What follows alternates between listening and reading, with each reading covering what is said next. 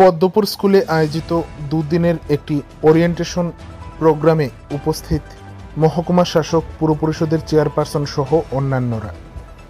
27শে September শুক্রবার সকাল আনুমানিক 10:30 নাগাদ উত্তর ত্রিপুরা জেলার জেলা সদর ধর্মনগর শহরের পদ্মপুর এলাকায় অবস্থিত পদ্মপুর উচ্চতর মাধ্যমিক বিদ্যালয়ে সিবিএসসির উদ্যোগে দুদিবসীয় একটি ওরিয়েন্টেশন প্রোগ্রামের আয়োজন করা হয়, যেখানে বৃক্ষে জলসিঞ্চনের মাধ্যমে এই অনুষ্ঠানের শুভ উদ্বোধন করেন ধর্মনগর পুর পরিষদের চেয়ারপারসন। এছাড়াও এই অনুষ্ঠানে উপস্থিত ছিলেন ধর্মনগর পুর পরিষদের ভাইস চেয়ারপারসন মঞ্জুনা, মহকুমা শাসক সজল দেবনাথ, রিসোর্স পার্সন হিসাবে উপস্থিত ছিলেন স্বপন মজুমদার।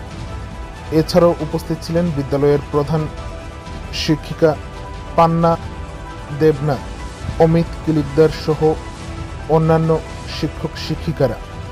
এই অনুষ্ঠানে উত্তর জেলা, ধলাই জেলা এবং ঊনকোটি জেলা থেকে শিক্ষক শিক্ষিকারা অংশগ্রহণ করে।